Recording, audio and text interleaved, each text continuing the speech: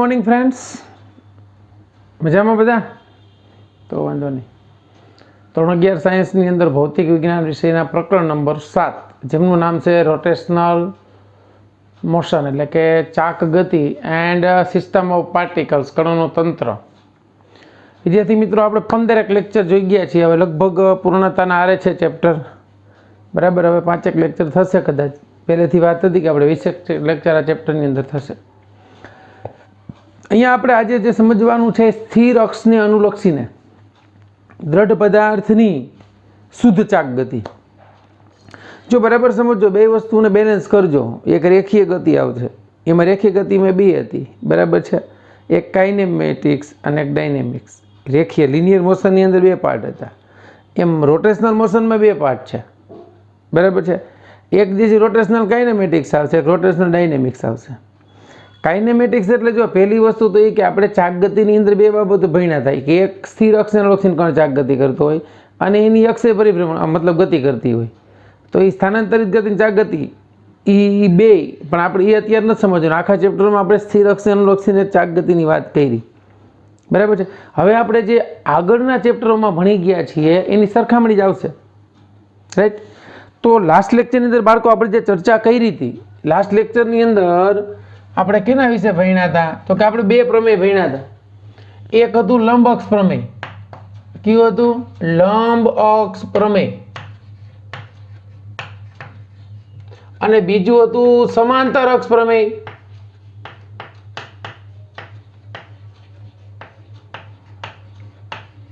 યાદ કરો થોડુંક, આના દાખલા જોયા હતા આપણે. લંબ અક્ષ પ્રમેય એટલે શું?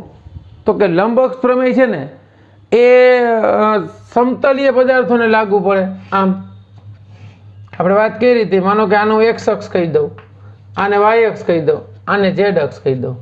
તો આ એક પદાર્થ જે છે એ ઝેડ અક્ષને અનુલક્ષીને ચાક ગતિ કરે છે. તો ઝેડ અક્ષને અનુલક્ષીને ચાક ગતિ કરે એનો મતલબ શું થયો? કે એ આ સમતલમાં ચાક ગતિ કરે છે, તો આ સમતલ એક્સ વાય થયું. તો આને અનુરૂપ એની ચાક માત્રા આપણે ગણવીએ ને, તો આઈ ઝેડ ઇઝ ઇક્વલ ટુ જે અક્ષને અનુલક્ષીને ચાક માત્રા ગતિ કરે છે એ બંને અક્ષોની ચાક માત્રાનો સરવાળો થાય. I Z is equal to I X plus I Y લખી શકાય. હવે તમને એમ થાય સર આપણે એક્સ અક્ષને અનુરૂપ ચાક ગતિ નથી કરાવી, વાય અક્ષને અનુરૂપ કરાવી, તો આઈ વાય, તો બાકીની બે અક્ષોની ચાક માત્રાનો સરવાળો થાય ભાઈ.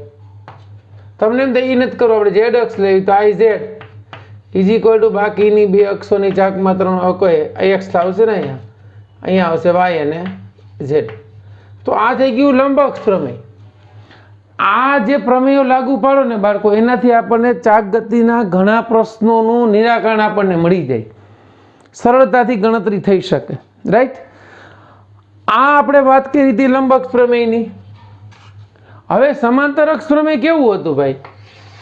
તો કે આખો એક દ્રઢ પદાર્થ છે, આ દ્રઢ પદાર્થનું દ્રવ્યમાન કેન્દ્રમાંથી પસાર થતી અક્ષ છે, આ એની ચાક માત્રા છે અક્ષની આઈસી. આ દ્રઢ પદાર્થને કોઈ સમાંતર અક્ષ દોરવાની, આને અનુલક્ષીને ચાક માત્રા શોધીએ ત્યારે બે અક્ષો વચ્ચેનું અંતર એ, અથવા તો ઘણા કેસમાં ડી પણ કહે છે. તો એમાં એમ કીધું હતું કે દ્રઢ પદાર્થના કોઈ પણ અક્ષની જડત્વની ચાક માત્રા આઈ એ કેટલી હોય? તો કે એના દ્રવ્યમાન કેન્દ્રમાંથી પસાર થતી અક્ષની જડત્વની ચાક માત્રા આઈસી, અને ઈ કણના દળ એમ, અને બે અક્ષો વચ્ચેના લંબ અંતરના વર્ગના ગુણાકારના સરવાળા જેટલી હોય છે. આ થયું હતું સમાંતર અક્ષ પ્રમેય, બરાબર. પછી આપણે એના જુદા જુદા ઉદાહરણો જોયા હતા, ક્લિયર. પછી આપણે ચાક માત્રાઓ જોઈ હતી, એમાં આ રિંગ અને નળાકાર પોલો, આની ભૌમિતિક અક્ષને અનુલક્ષીને આની ચાક માત્રા આપણને ખ્યાલ હોય તો mr સ્ક્વેર થતી હતી. પછી તકતી, એક ટૂંકમાં તકતી હતી, નક્કર નળાકાર હતો, અને આ તકતી જે છે એની ભૌમિતિક અક્ષ અને આ નક્કર નળાકાર આની ચાક માત્રા આપણે જોઈ હતી, તો એની કેટલી હતી? 1/2 mr સ્ક્વેર. આ તકતીના દ્રવ્યમાન કેન્દ્રમાંથી પસાર થતી અક્ષને અનુલક્ષીને જડત્વની ચાક માત્રા. અને આમાં ત્રીજી કઈ ઉમેરાણી હતી? તો કે રિંગનો વ્યાસ આ ત્રણેયની ચાક માત્રા 1/2 mr² હતી. પછી આ તકતી હોય એ તકતીના વ્યાસને લક્ષીને આને 2 ભાગ થાય એટલે એની થઈ ગઈ હતી 1/4 mr². મતલબ આપણે 1 2 3 4 5 અને 6. પછી આપણે એક સળિયાની ચાક માત્રા જોઈ હતી જડત્વની. સળિયાની દ્રવ્યમાન કેન્દ્રની ચાક માત્રા હતી ml²/12. પછી બે બીજી રહી પોલો ગોળો હોલો સ્ફિયર અને આ જે છે એ સોલિડ ઘન સ્ફિયર. આ હોલોની ચાક માત્રા હતી 2/3 mr² અને આ નક્કર ગોળાની હતી આ પોલો ગોળો. નક્કર ગોળાની ચાક માત્રા થશે 2/5 mr².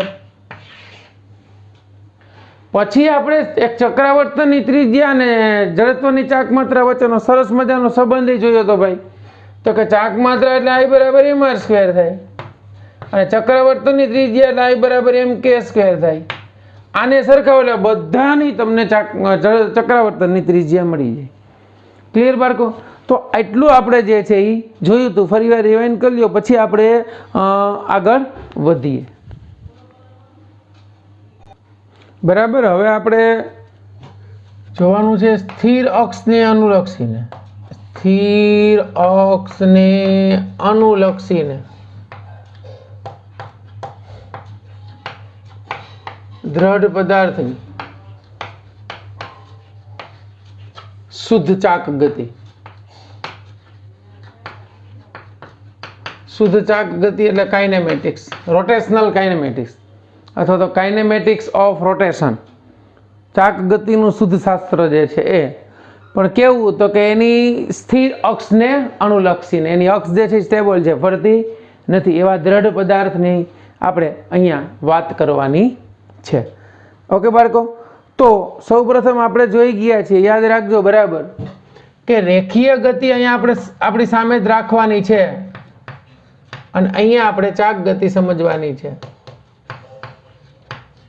રેખીય ગતિની અંદર જે ભાગ રેખીય સ્થાનાંતર x ભજવે છે એ ચાક ગતિની અંદર કોણીય સ્થાન ભજવે છે.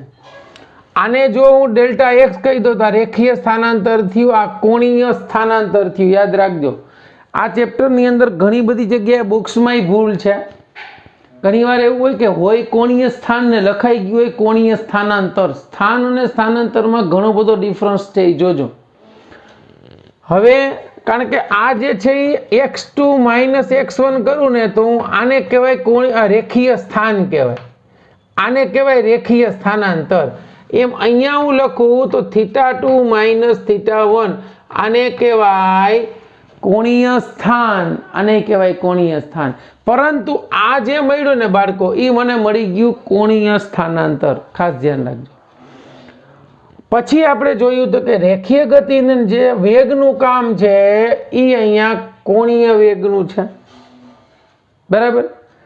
પછી તો કે અહીંયા જે રેખીય પ્રવેગનું કામ છે એ અહીંયા કોણીય પ્રવેગનું કામ છે. આમ જોવા જાવ તો સ્થિર અક્ષને અનુલક્ષીને દ્રઢ પદાર્થની શુદ્ધ ચાક ગતિ છે ને એના આપણને સરસ મજાના 3 સમીકરણો મળે શુદ્ધ ચાક ગતિ માટેના. જેમ ન્યૂટનની ગતિના નિયમ પરથી આપણને ગતિના 3 સમીકરણો જે રેખીય વેગ માટે મળતા હતા એ અહીંયા જોઈએ તો v = v0 + at, પછી x = x0 + v0t + 1/2 at², અને ત્રીજું હતું v² - v02 = 2ad.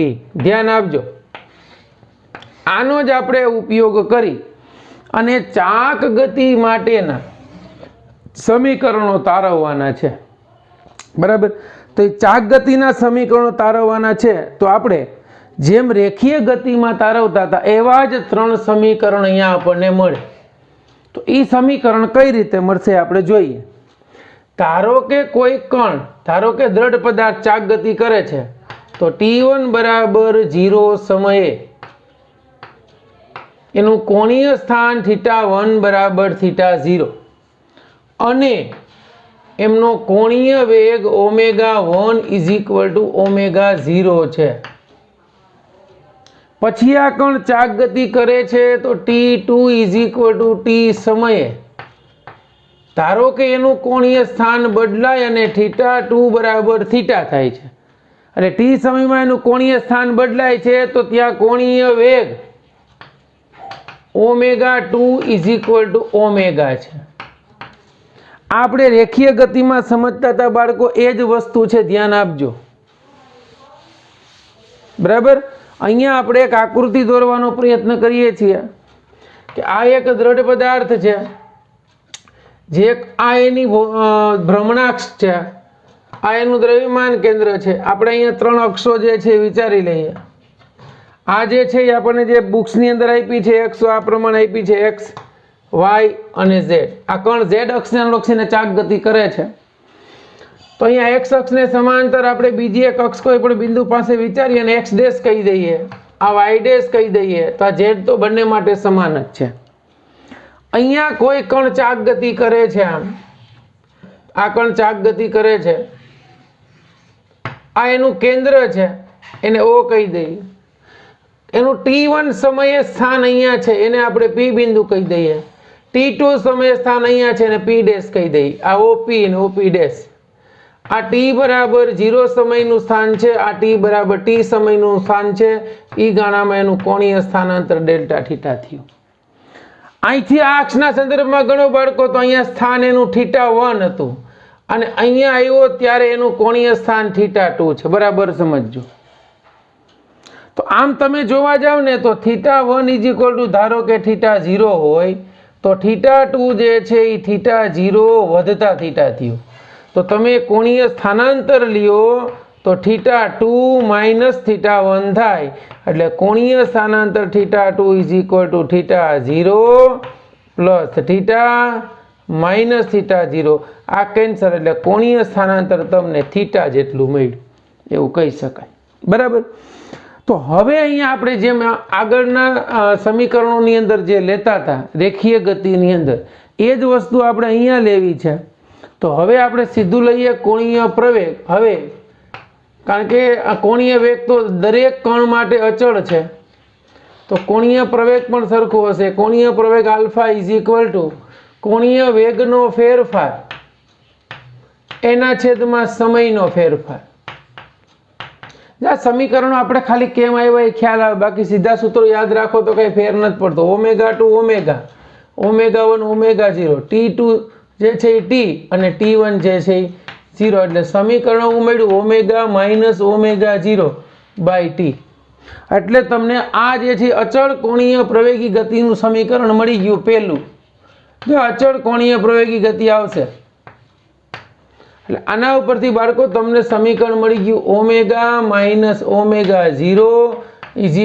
= αt। એટલે આ સમીકરણ પરફેક્ટ મળ્યું। ω ω0 + αt। આ રેખીય ગતિનું પહેલું સમીકરણ v = v0 + at સાથે મળતું આવે છે। જો આ આપણને મળ્યા એ દ્રઢ પદાર્થની શુદ્ધ ચાક ગતિ સાચું, તો હકીકતમાં આપણે જે સમીકરણો તારવીએ છીએ એ ક્યાં મળશે તમને, તો કે અચળ કોણીય પ્રવેગી ગતિના સમીકરણ મળશે। અચળ કોણીય પ્રવેગ સાથેની ચાક ગતિના સમીકરણ એમાં તારવવાનું કીએ તો સીધું તમારે આકૃતિ દોર નાખવાની, ના પહેલું સમીકરણ તમને મળી ગયું ω = ω0 + αt। ક્લિયર થઈ ગયું। હવે આગળના સમીકરણમાં તાર્યું હતું એમ જ સરેરાશ કોણીય વેગ લેવાનો। ઓમાં આપણે આલેખ ઉપરથી તાર્યું હતું સરેરાશ કોણીય વેગ। તો સરેરાશ કોણીય વેગ ω = ω1 + ω2/2। આ સરેરાશ કોણીય વેગ થયું। હવે તો કે આપણે આમ લખી શકીએ, યાદ કરો કે કોણીય વેગ ω = ડેલ્ટા θ ના છેદમાં ડેલ્ટા t લેતા હતા। બરાબર।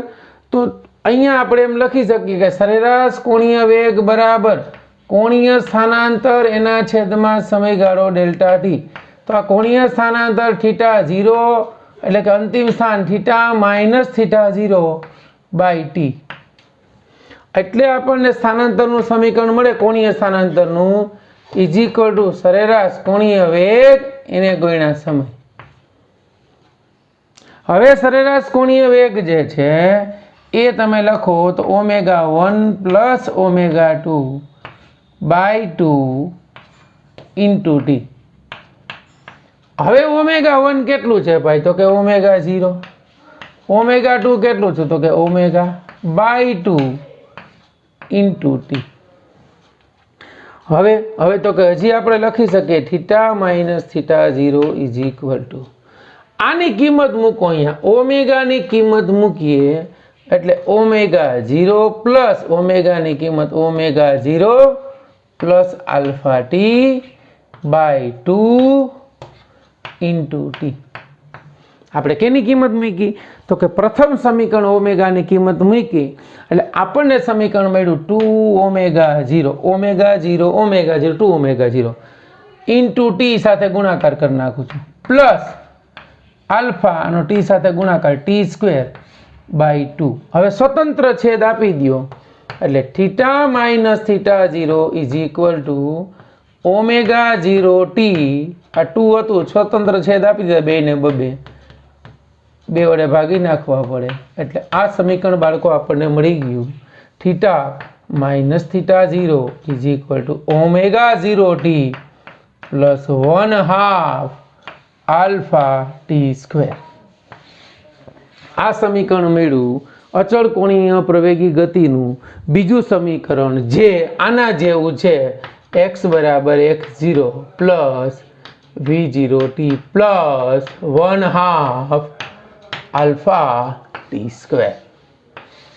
આ અચળ પ્રવેગી ગતિનું ચાક ગતિ માટેનું બીજું સમીકરણ, આ પહેલું સમીકરણ રેખીય ગતિના સમીકરણો સાથે મળતા આવે છે. આ આકૃતિ તમને સમજાઈ ગઈ છે. અહીંયા આપણે ત્રીજું સમીકરણ તારવી લઈએ. જો સમીકરણો તારવાના એજન્ડા એ છે કે તમને આગળનું તાજું થાય, બરાબર. બાકી સીધા સમીકરણો યાદ રાખી લ્યો તો ચાલે. હવે આપણી પાસે જો સરેરાશ કોણીય વેગનું સૂત્ર આવું હતું, સરેરાશ કોણીય વેગ is equal to ω1 plus ω2 by 2 હતું. એના પરથી આપણે એવું લખ્યું હતું કે કોણીય સ્થાનાંતર theta minus theta 0 is equal to ω સરેરાશ ઇન્ટુ ટી. હવે આપણી પાસે જે સમીકરણ હતું ને ω માઇનસ ω0 બરાબર આલ્ફા ટી, એમાંથી ટીને સૂત્રનો કરતા બનાવ્યો એટલે આવું મળ્યું. ઈ ટીની આ કિંમત મૂકવાની છે બાળકો, એટલે theta minus theta 0 is equal to ω એટલે ω0 પ્લસ ω બાય 2. આ સરેરાશ ઓમેગાની કિંમત થઈ. આને આમે લખી શકું ω પ્લસ ω0. તો અહીંયા આવ્યું ટીની કિંમત ω માઇનસ ω0 બાય આલ્ફા. આ ટીની કિંમત અહીંથી મૂકી, આ ટીની કિંમત.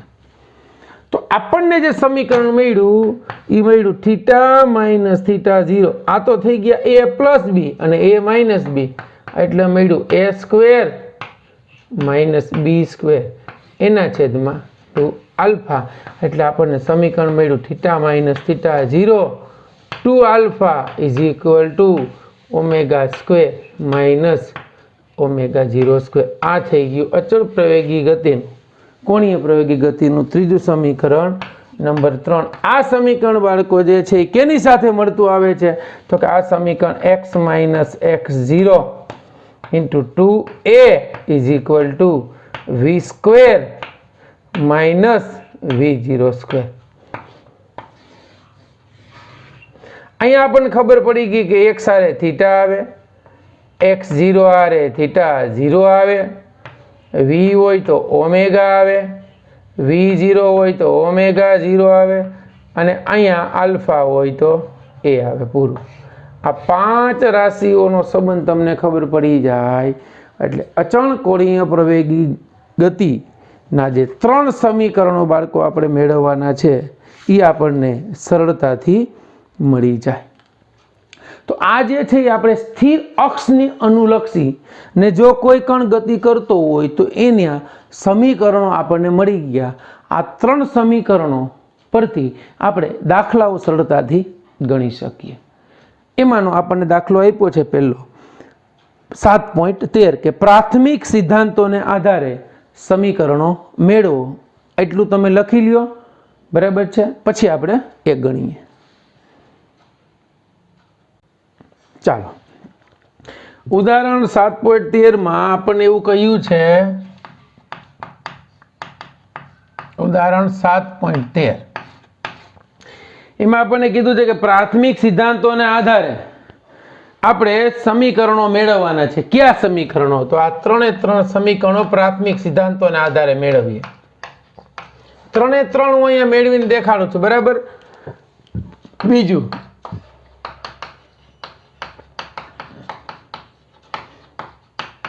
મતલબ સંકલનની રીતે.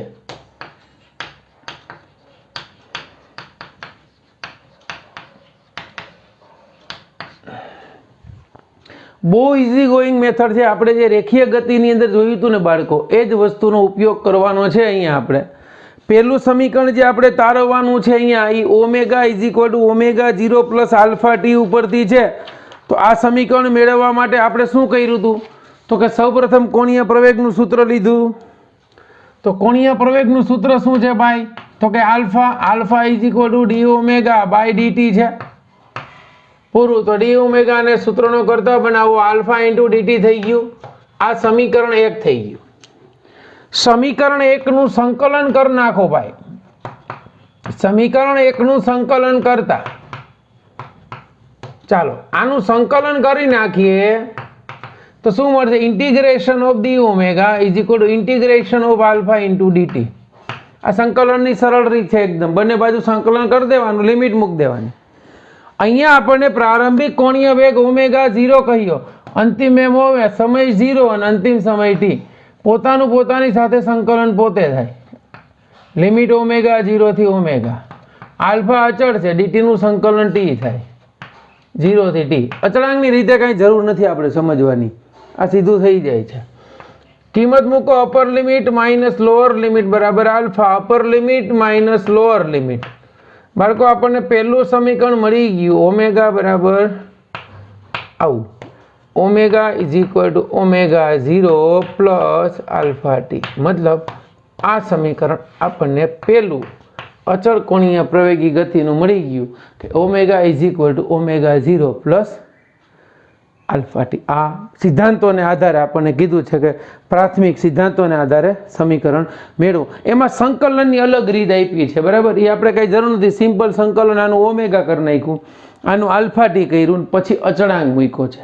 એટલે એ રીતે કરવું હોય તો પણ થઈ શકે, બરાબર છે. એ રીતે કરવું હોય તો અહીંયા ઓમેગાનું સંકલન ડી ઓમેગાનું ઓમેગા, આનું આલ્ફા ટી પ્લસ સી. આ સી જે છે એ અચળાંક છે.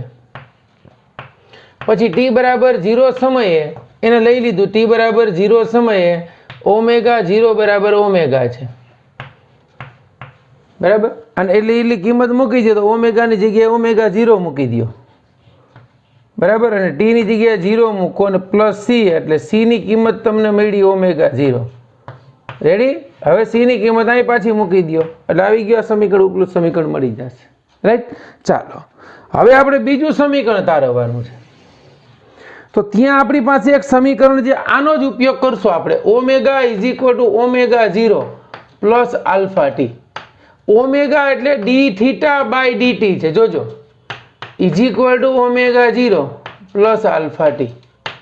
તો D theta is equal to omega 0 plus alpha T into DT. બસ પૂરું. આ સમીકરણને નંબર 2 આપી દઉં. સમીકરણ 2 નું સંકલન કરવાનું. શું કરવાનું? સમીકરણ 2 નું સંકલન. આનું સંકલન તો integration of D theta is equal two integration of, આના 2 ભાગ કરી નાખું છું, ઓમેગા 0 અને આ છે આલ્ફા ટી ઇન્ટુ ડીટી. થઈ શકે, સરવાળો છે એટલે, રાઈટ. લિમિટ મૂકવાની છે મારે. ડી થીટા એટલે થીટા 0 થી થીટા, અહીંયા સમય 0 થી ટી, અહીંયા સમય 0 થી ટી. ડી થીટાનું સંકલન થાય થીટા, એટલે થીટા 0 થી થીટા. ઓમેગા 0 પ્રારંભિક ઝડપ હોય એટલી જ હોય. ડીટીનું સંકલન ટી 0 થી ટી પ્લસ આલ્ફા તો અચળ છે ટી ડીટીનું સંકલન થાય t²/2 અહીંયા 0 થી ટી અહીંયા અપર લોઅર લિમિટ મૂકું theta minus theta 0 is equal to omega 0 બીજી કિંમત 0 મૂકવાની જરૂર નથી અહીંયા એ જ વસ્તુ થઈ ગઈ 1/2 થઈ જશે આલ્ફા ટી જ મૂકો તો બાળકો તમે આ સમીકરણ જોઈ શકો છો આ સમીકરણ એ અચળ પ્રવેગી ગતિ સાથેનું કોણીય પ્રવેગી ગતિ સાથેનું સમીકરણ નંબર 2 મળી ગયું આપણને એટલું ક્લિયર થઈ ગયું હવે આના ઉપરથી જ આપણે સમીકરણ નંબર 3 તારવવાનું છે તો આપણે આનો ઉપયોગ કરશું omega is equal to omega 0 plus alpha T છે તો કે હા અહીંયા આપણે ટીને સૂત્રનો કરતા બનાવો તો શું થાય omega minus omega 0 by alpha થાય તો ઓકે હાલો ટીની કિંમત આપણને ખબર પડી ગઈ કેટલી છે હવે આપણે કાંઈ કરવાનું નથી આ ટીની કિંમત આ સમીકરણમાં મૂકવાની છે બરાબર તો આપણી પાસે સમીકરણ એવું છે theta minus theta 0 is equal to omega 0 આ જ સમીકરણમાં કિંમત મૂકું તો ટીની કિંમત મળશે omega minus omega 0 by alpha plus 1/2 alpha ટીની કિંમત omega minus omega 0 by alpha એનો સ્ક્વેર એટલું સમજાણું બાળકો ખાલી શું કર્યું બીજા સમીકરણની અંદર ટીની કિંમત મૂકી સાદું રૂપ આપો એટલે તમને સમીકરણ મળી જશે ત્રીજું ઉપર લખ્યું છે ઓમેગા 0 ઓમેગા માઇનસ ઓમેગા 0 નો સ્ક્વેર એના છેદમાં આલ્ફા શું કર્યું ભાઈ આનો આની સાથે ગુણાકાર કર્યો પ્લસ 1/2 એમનમ આલ્ફા એમનમ આનું સાદું રૂપ આપો omega square minus 2 omega omega 0 plus omega 0 નો સ્ક્વેર એના છેદમાં આલ્ફા સ્ક્વેર ખાલી શું કર્યું છે આપણે સાદું રૂપ આપ્યું સિમ્પલ હવે આથી સાદું રૂપ આપીએ તો આલ્ફા આલ્ફા કેન્સલ થઈ જાય એટલે અહીંયા આપણને મળે theta minus theta 0 is equal to omega 0 omega minus omega 0 square એના છેદમાં alpha plus omega square minus 2 omega omega 0 plus omega 0 square એના છેદમાં 2 આલ્ફા અહીંયા 2 આલ્ફા છે અહીંયા આલ્ફા છે એનો લસા લઈએ એટલે theta minus theta 0 is equal two આને 2 વડે ગુણવા પડશે એટલે 2 omega 0 omega minus 2 omega 0 square plus omega square અહીંયા કાંઈ કરવાની જરૂર નથી પ્લસ ઓમેગા 0 સ્ક્વેર એના છેદમાં 2 આલ્ફા આવી ગયું હવે તમે જોઈ શકો છો કે આ પ્લસ માઇનસ વહી ગયા આ theta minus theta 0 is equal two આ ઓમેગા સ્ક્વેર એમનમ આ -2 છે ને આ પ્લસ છે એટલે માઇનસ ઓમેગા 0 સ્ક્વેર એના છેદમાં 2 આલ્ફા એટલે બાળકો આ સમીકરણ તમને મળી ગયું theta minus theta 0 2 alpha is equal to omega square minus omega 0 square આ તમારું સમીકરણ નંબર અચળ કોણીય પ્રવેગ ગતિ સાથેનું ત્રીજું સમીકરણ છે એટલું ક્લિયર થયું બાળકો કે ન થયું સમજાય છે અચળ પ્રવેગી ગતિ સાથેના જે સમીકરણો હતા ને આપણી પાસે રેખીય ગતિ માટે એ જ અહીંયા ચાક ગતિમાં છે અને એ જ સમીકરણો આપણે તાર્યા જો આગળ મેં તમને જે સાબિતી આપી એ તમારે સાબિતી ક્યાંય જરૂર નથી આપણને પૂછવાનાય નથી પરંતુ દાખલા તમે ગણો છો ત્યારે તમને અંદાજ આવવો જોઈએ કે ક્યાં કઈ કિંમત મૂકવી છે ક્લિયર થઈ ગયું તો આ ચાક ગતિ માટેના 3 સમીકરણો આપણે જે રેખીય ગતિમાં મેળવ્યા હતા એમ જ સૈદ્ધાંતિક રીતે કોણીય પ્રવેગના સૂત્રનો ઉપયોગ કરી અને આ રેખીય પ્રવેગ ભાઈ